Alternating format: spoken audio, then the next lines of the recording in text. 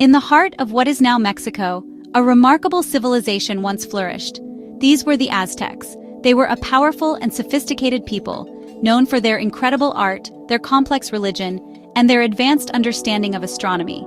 For centuries, they built an empire that stretched across the land, a testament to their strength and ingenuity. Their society was highly organized, with farmers, artisans, warriors, and priests, all playing a vital role in the intricate web of life they had woven. The world they knew was vibrant and full of meaning, a world governed by the sun, the rain, and the will of their many gods. The center of this vast empire was a city unlike any other on Earth. It was called Tenochtitlan. Built on an island in the middle of a lake, it was a marvel of engineering. Great causeways like stone bridges connected the city to the mainland. Aqueducts carried fresh water from distant springs, a lifeline for the city's inhabitants. Canals crisscrossed the city, acting as streets for canoes to travel upon, delivering goods and people from one place to another. The sheer scale and beauty of Tenochtitlan would have stunned any visitor, a bustling metropolis that seemed to rise from the water itself, a true wonder of the ancient world. Far across the great Atlantic Ocean, another world was stirring. This was the world of Europe, and from it, men with an insatiable hunger for gold, glory, and God were setting sail. One such man was Hernán Cortés. He was a Spanish conquistador, a man of great ambition and cunning. He had heard tales of a land to the west, a land filled with unimaginable riches and a powerful king. In 1519, driven by these stories, Cortés gathered a small fleet of ships, a few hundred soldiers, and a handful of horses and cannons. He set his sights on this new world, completely unaware of the civilization he was about to encounter. His journey was a bold and perilous one. Cortés and his men landed on the coast of Mexico, a strange and alien landscape to them. The air was thick with unfamiliar scents. The forests echoed with the calls of unknown creatures. They were a tiny force in a vast and unknown land.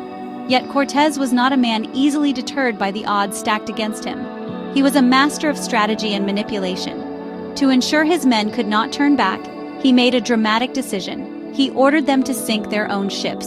There would be no retreat. Their only path was forward, into the heart of the Aztec Empire.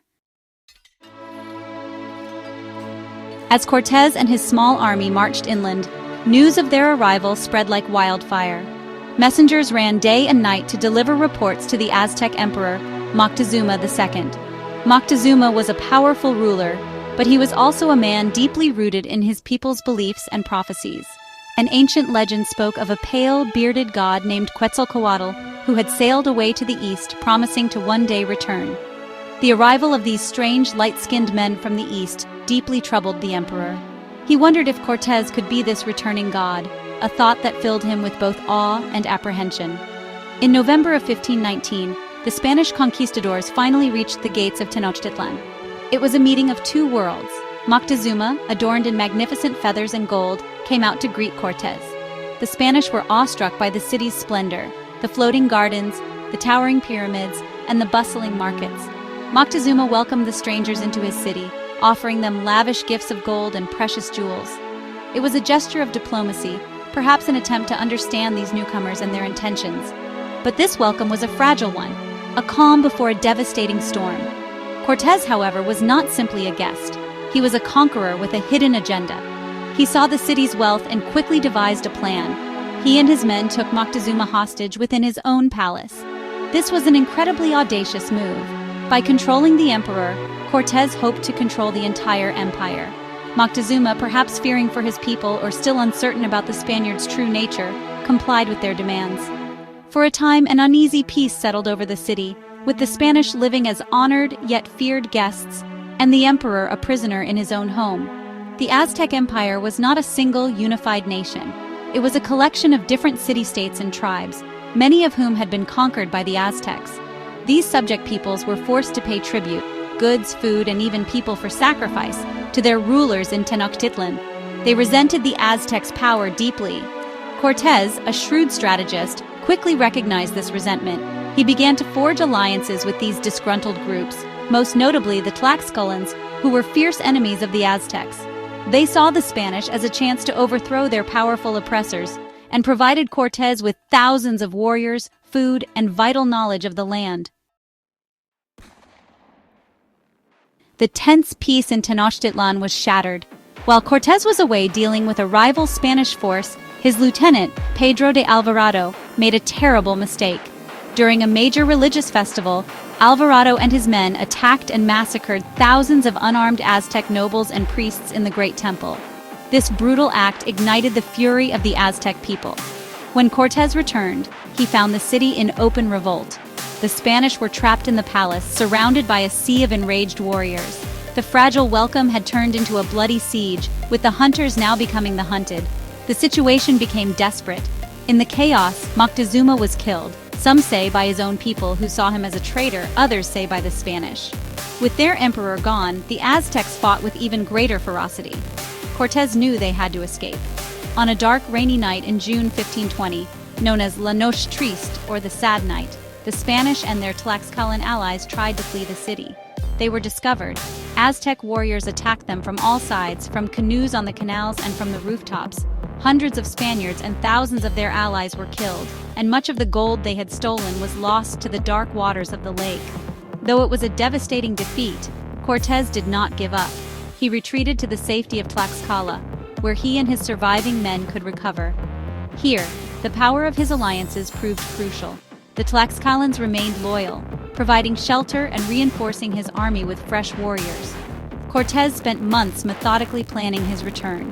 He understood that to conquer a city on a lake, he needed to control the water. He ordered his men to build a fleet of small, nimble warships, called brigantines. These vessels would be carried in pieces over the mountains and reassembled at the edge of the lake, a truly monumental feat of logistics and determination. In the spring of 1521, Cortés launched his final assault. The newly built ships blockaded the causeways, cutting off all food and fresh water to Tenochtitlan. The siege began in earnest. For 80 long days, the city was bombarded by cannons and attacked by land and water. The Aztec warriors, now led by the courageous Cuauhtémoc, fought back with incredible bravery, defending every street, every house, every canal. But this was a battle they could not win. They were not just fighting men in steel, they were fighting an invisible enemy that was ravaging their people from within. The final tragic act of this conquest was underway. The greatest ally of the Spanish was not their steel swords or their thundering cannons. It was a silent, invisible killer disease. The peoples of the Americas had no immunity to the diseases the Europeans brought with them, such as smallpox. While Cortés was regrouping, a smallpox epidemic swept through Tenochtitlan with terrifying speed. It killed a vast portion of the population, including warriors, leaders, and the emperor who succeeded Moctezuma. The disease weakened the Aztecs' ability to fight, shattering their morale and leaving the city's defenses critically undermanned. The warriors who remained were often sick and starving. The Spanish had a significant technological advantage. Their weapons were made of steel, which could easily shatter the obsidian blades of the Aztec Macuahuitl. They wore steel armor that protected them from harm. Their crossbows and cannons allowed them to kill from a distance, something the Aztecs could not counter effectively. The Spanish also had horses, animals the Aztecs had never seen before. These creatures gave the conquistadors speed and a height advantage in battle, terrifying the native warriors. This combination of advanced weaponry, defensive armor, and cavalry gave the small Spanish force a deadly edge in every direct confrontation. On August 13, 1521, after months of brutal siege warfare, Tenochtitlan finally fell. The once magnificent city was a smoldering ruin. The canals were choked with the bodies of the dead. The great pyramids and temples were torn down. The conquest was complete and the Aztec Empire was no more. The Spanish victory marked the end of an era. The survivors of the siege faced a new and harsh reality. Their culture was suppressed, their religion was outlawed, and they were forced into labor under their new Spanish rulers. The intricate world they had known had been utterly and irrevocably destroyed. The fall of the Aztec Empire had a profound and lasting impact. On the ruins of Tenochtitlan, the Spanish built a new capital, Mexico City. It became the center of the colony of New Spain, which would last for 300 years. The conquest led to a mixing of cultures, creating the new mestizo identity that defines much of modern Mexico. The legacy of the Aztecs, however, was never completely erased. Their language, their food, and their traditions have survived. woven into the fabric of the nation that rose from the ashes of their fallen empire. The story of their epic fall serves as a powerful reminder of how two worlds can collide, changing the course of history forever.